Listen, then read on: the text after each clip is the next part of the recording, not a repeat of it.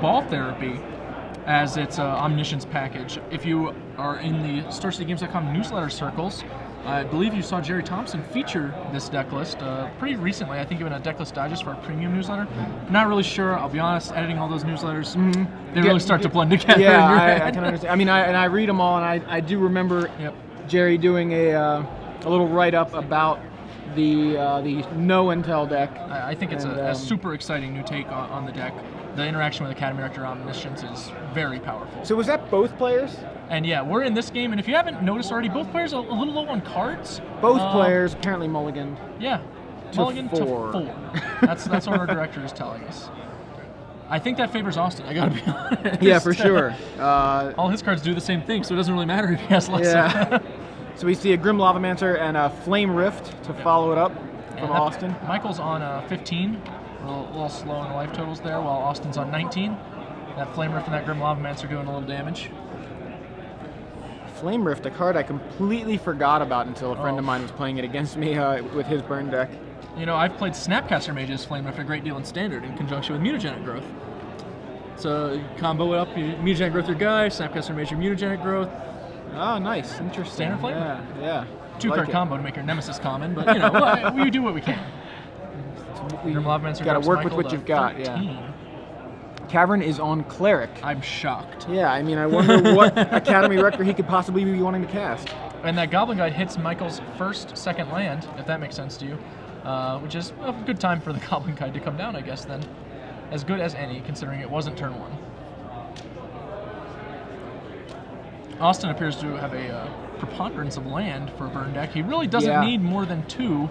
And he's already doubled up to 4. We saw him hit 6 lands against the life gain deck. That's just rubbing salt in the wound. Yeah, seriously. He's like, I could cast Inferno Titan right now. I've been there. There is a very attractively altered Tropical Island. Little Birds of Paradise at the bottom there. Yeah, interesting. The old Alpha Beta Unlimited style. I haven't seen Academy Rector in a while myself, but I remember playing with it in Standard, fetching Yawgmoth's Bargain. Oh, that's a fair card. Yeah, exactly. As cards go. Yeah, I mean, it's not strong enough for Legacy.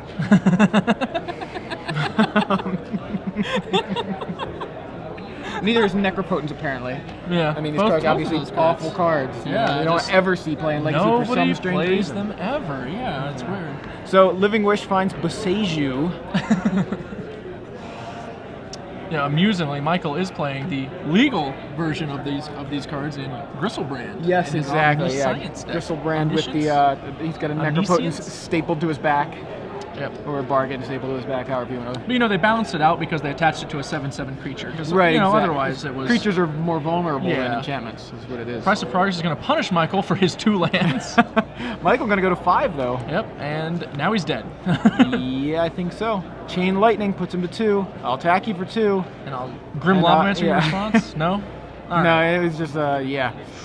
That was a rough start, and as you mentioned, both players mulliganing to 4 favors the deck that can run off of, you know, just a couple of lands. If you think about it, Burn really is sort of a kooky variety of Legacy combo deck. It's just like a worse combo because it's much easier to defeat, speaking just objectively against its hate cards.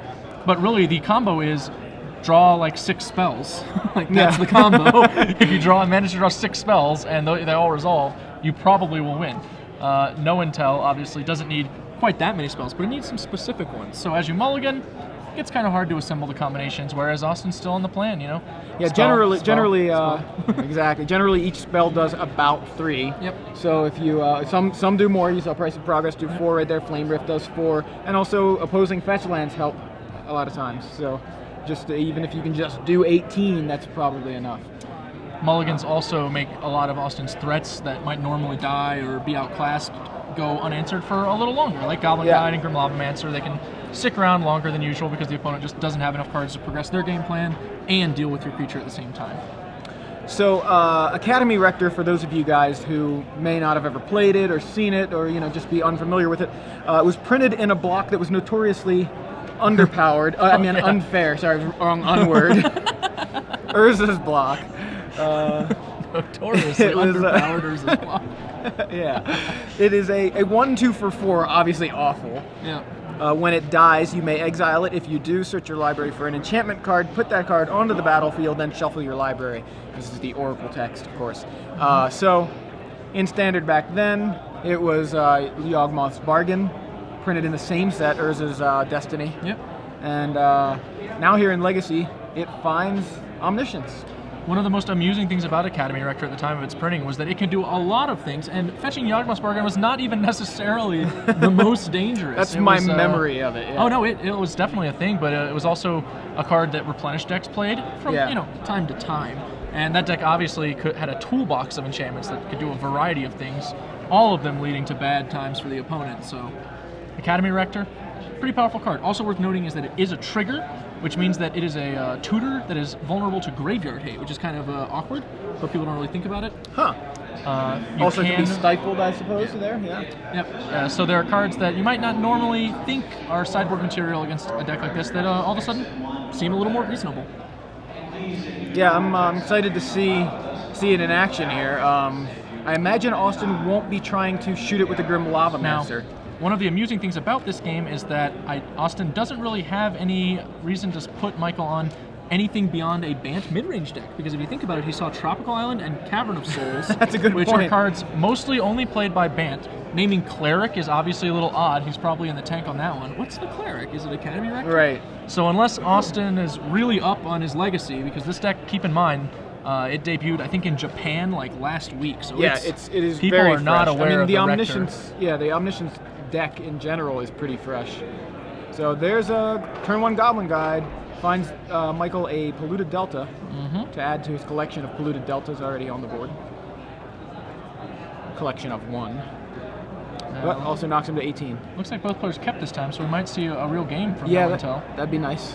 And he's fortunate in that he's in a sideboard game where his opponent isn't likely to have much hate for him because he doesn't really know what's going on. But if you look at Austin's sideboard, he doesn't have much hate to start with. Yeah, I mean, he's got a couple of mind break traps, which I think he would have brought in if he knew the deal, you think? I don't think he would. Like, they don't really... Omniscience isn't going to cast a bunch of spells unless he messes up, really. Like, he'd have to do something like Cabal Therapy, Lotus Petal You, and then cast a Show and Tell, and that's like the only way to turn it on. So. I'm thinking about the old Omniscience deck, the other one from like last week, not just this week. It is difficult to keep track. I mean the Burning Wish for empty Petals the Warrens. of Insight. Yeah, you'd use Petals of Insight and all that kind of thing. That's what I was thinking about. In fact, he might have brought these cards in if he thinks his opponent's on this combo deck. And yeah, but naming Cleric may, like you said, if he's up on things, naming Cleric already gives away that he's not that version. I'm honestly pretty curious. Maybe we can try and ask Austin at some point what he thought after game 1, because I'd be curious to know how he decided to sideboard. I imagine he may have brought in the red Elemental Blast, because he did see blue. He saw the Tropical Island, so he probably hedged a little bit, figuring, I might as well bring in a couple of these, we'll see what's up. Yeah.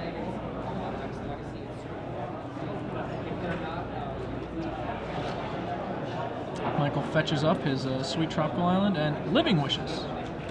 Interesting, as you mentioned about Academy Rector being able to be interacted with in the graveyard before the trigger resolves. Austin does have 4 copies of Fairy Macabre, which, if it's available in his hand, he can interact with the Academy Rector that way. Again, we don't know what Austin knows or what he brought in, but it's just thinking about possibilities here. Even if I know that my opponent has Academy Rector, I'm not sure I would want to bring in a Fairy Macabre. It's kind of a questionable card. It's only good in that one very specific situation. I agree. Michael allows Vexing Devil to resolve. That's interesting. I think we should be expecting something to be shown and perhaps telled very soon. Yeah, telled. Shown and telled. Shown and telled. Phyrexian Tower. Nice with Academy Rector, of course. There's a show and tell. Does Austin have... No, he has something he wants to show and tell, and I imagine... It's a mountain, and that's a Gristlebrand. Yeah. Well, I think that Michael came out ahead. Yeah, I think so too. On the show and tell. Yeah, with the... that's a bargain. Oh, 3 mana for played, Gristlebrand. Yes. It's a bargain. Yeah, so... I'm gonna go ahead and say that this one might be coming down on Michael's side. Austin needs an answer to that Gristlebrand right now, or it's going to take over the game in short order. Austin is cursed to only be featured on camera against decks with creatures with lifelink. He has Sulfuric Vortex in his sideboard, but like we said, after game 1, it would be hard to know if that's something you would bring in. Yeah. Austin tanking, like, can I race 7 a turn? This is going to be weird. Keep in mind that his deck, it is theoretically possible, especially with a Vexing Devil actually as a creature in play, to race a Gristlebrand once it starts attacking, but at this point, he's not really in good shape to attack. He probably just has to pass the turn. Yeah, 15, maybe with a burn spell or something. 15's a pretty hefty life total, pretty healthy, and Austin, not only that, but he's got a 7/7 lifelinker, so... Oh, he's gonna... Oh, this is bold. Yeah. The problem with an attack here is that if his opponent blocks, gains the 7, he just gets a free 7 cards, basically. The game state is worse for Austin, and Michael gets more cards. So that's really, really problematic. I think if I'm Michael, I just block Goblin Guide, because that way my opponent has to play a bunch of spells in order to kill it. He'd have to like play a Chain Lightning, get another card in the graveyard, and Grim Lavamancer it, so you get the most value that way. Goblin Guy's trigger shows us a second Gristlebrand yeah. on top. You can also just not block. One of the reasons that this attack is reasonable for Austin is because if Michael doesn't block, it restricts his ability to Gristlebrand for cards aggressively. Anytime that Austin can counterattack a Gristlebrand attack for lethal, it's going to be a turn where Michael can't really afford to draw. He's going to decide to go ahead and get rid of the biggest guy. Yeah, so Gristlebrand in front of the Vexing Devil. Yeah. You know, I actually misspoke before because the Grim Lavamancer will be able to use the dead creature to zap the Gristlebrand, so it's basically the same. Yeah, good point. That was my bad. So Michael's going to draw some cards here. One at a time. Yeah. It feels a lot better when you draw the 7 one at a time. If you just pick them all up at the same time, it's not. You lose the drama of the moment. Exactly. It's like opening all your Christmas presents at one time. Yeah, just like, you really want to like check. Oh, this one's from Aunt Pat. Okay. Yeah, you want to enjoy each one for just a little bit of time, and then give each one the attention it deserves. So we saw Chain Lightning in concert with Vexing Devil take down the Gristlebrand. Michael able to get 7 cards out of the deal, one of which we know was a second Gristlebrand. Yep, and a second Show and Tell is in there too. I just saw it kind of flash back real quick. Well, that's bad news for Austin because he is out of gas and probably soon out of time. Yeah, Michael at 13 here after drawing those 7 cards. So last turn, I'm sorry, during Austin's turn, he started at 15. He took 2 from a Goblin Guide, lost a Gristlebrand, but somehow ended up 7 cards. I mean, I don't know how that happens, but magic you. Yeah. So Michael taking a while here. I mean, he's got like 9 cards in his hand. He's got options. Yeah, he's got a lot of options. I don't think Michael's having any trouble determining what sort of deck Austin's on, so he can safely probably feel like basically at this point he's only afraid of a red Elemental Blast as far as playing like Show and Tell, Omniscience or something, which could very well be there. He may or may not have boarded out his Force of Wills and or his Cabal Therapies, which would restrict his ability, but he does have Taxing Probes. I can't imagine he boarded those out. Those seem like just, I mean, how many cards can you really board out? So someone asks on Twitter, Dan McCowan or McCone asks about Michael's Tropical Island. That is it's just an altered art. Like he had somebody extend the art of the Tropical Island with a. I don't recognize the style offhand. It looks a little bit like Ron Ferris, who's an altruist who comes to a lot of the SCG events, but I couldn't really say that for sure. There's no way for me to know. It just a similar style. I've seen the birds alter on Trops before. A couple different people have done it, so just a nice take on a familiar theme. Absolutely. Otherwise, I think it's just a revised Trop. And there's a Show and Tell. Academy Rector. It's Academy Rector. We're gonna sack it for mana. What are we gonna get? Why would he just play that creature and then just kill it right away? That's really weird. That's not good.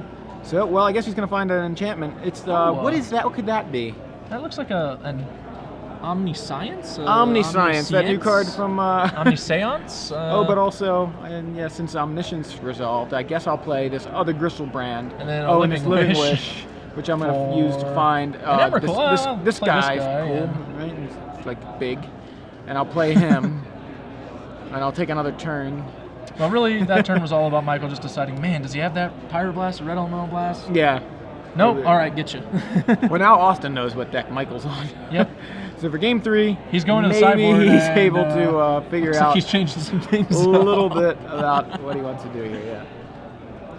I can't really see much of what's going on in Austin's deck to know exactly how he boarded, but it definitely looks like he's correcting some things. Yeah, he's making some changes. I think he may have had the wrong read before.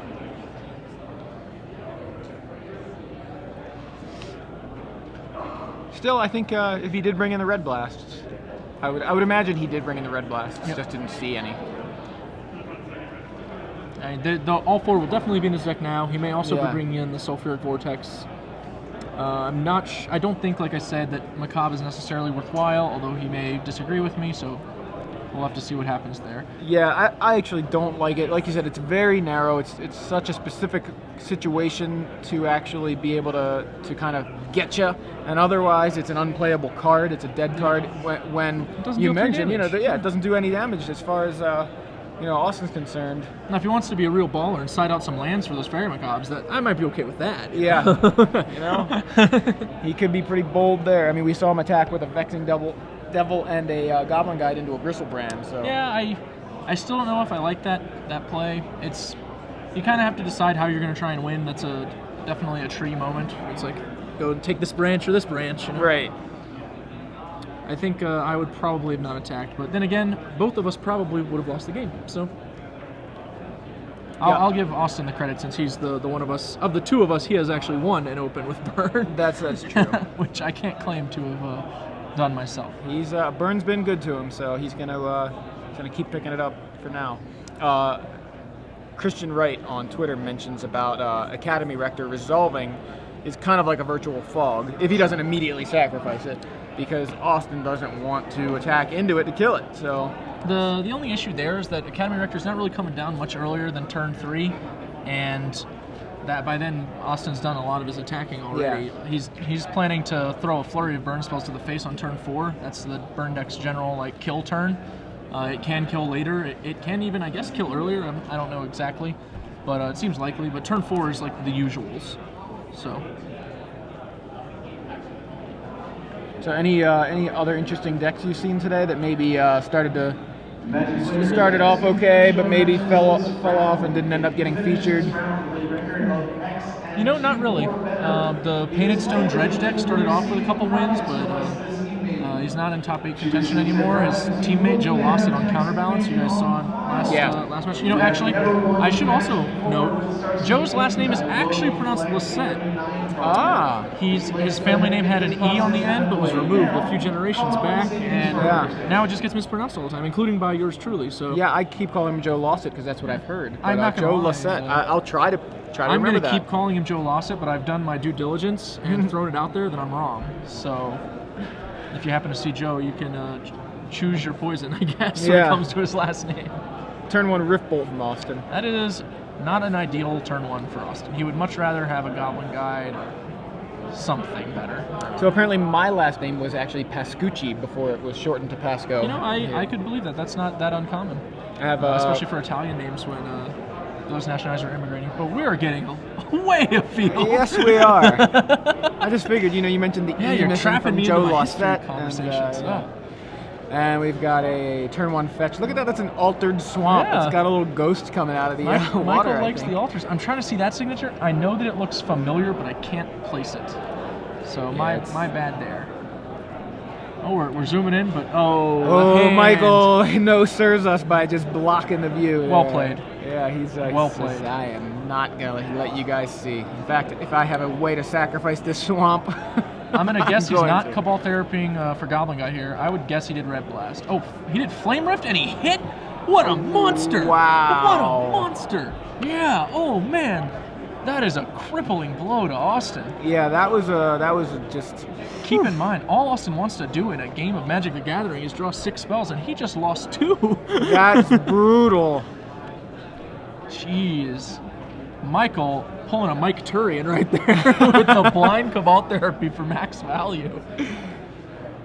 I mean, he didn't hit 4, so it wasn't max value. I'll take 2. Did he draw one off the top? That does appear to be the case. Well, Austin's like, good thing this one was on the top and not in my hand. Let's make sure we get rid of it before the therapy on the next turn. You're just going to name it again and hit the same one. Oh, gosh. Wow, Michael is on a reasonably low life total, but this is a great position for him. Goblin Guide, one of the cards he didn't want to see. The Goblin Guide doesn't have to connect too many more times to bring Michael within top deck range, especially with a Fire Blast already in play. Brainstorm from Michael. I'm going to guess a land might wind up on top of Michael's library at the end of this brainstorm. What do you Yeah, think? I think I'd go with that. That's your feeling? One of my favorite parts about playing Blue-Red Delver was people would brainstorm and then, you drop a Goblin Guide and they cringe because they know they did it wrong. It's a good feeling. Yeah. Well, there's that brainstorm. Goblin Guide attacks. Ha! Look at that, Misty Rainforest. Man, he always has it. So lucky. Lava Spike follows up. That's going to leave Michael in range. He's on 7. Austin has a Fire Blast in his hand. He pretty much just needs Spell unless Michael does something pretty aggressive here. Michael also can, somehow get his Cabal Therapy down and flashback it. Yeah. But all that really will do is make Austin cast Fire Blast and lose all his lands. So I'm not sure if that's quite where he wants to be. Yeah, it wouldn't be the worst thing for Austin because he top decks like a mountain and spell. Mountain bolt, mountain chain lightning. And if it's an Academy Rector and he can get an Omniscience and then play something sweet, that'd be good. But I don't think that's the case here. Oh, show and tell for Academy Rector. I guess that's that. He's gonna flashback it. Austin is gonna respond with the Fire Blast. Yeah, as we mentioned. So Cabal Therapy, flashback, now, Academy Rector. Michael still needs a creature or something to keep the Goblin Guide from hitting him, because once he goes to 1, he can't get any of his fetch lands anymore. So does he need to hit his fetch lands? Really? He might. I mean, he can cast everything for free. It's like fine. I'm at 1. Can't play a fetch land. Can't crack a fetch land. Can't let me have. Don't any fun. care. Can't let me have any fun. I was gonna keep that one going. We were gonna talk about it. It was gonna be so good.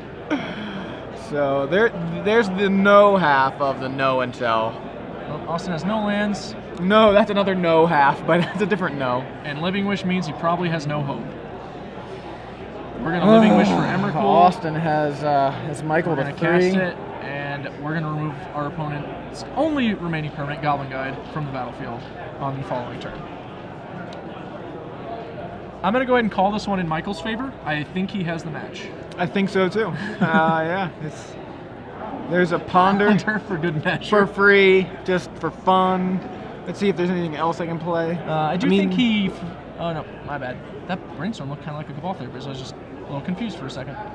Well, these 3. Gotta think about it. Yeah, I have Emrakul on board, but I better think about this because that Goblin Guide. Seriously. Our opponent literally won't be able to play a spell next turn. Right, so he can.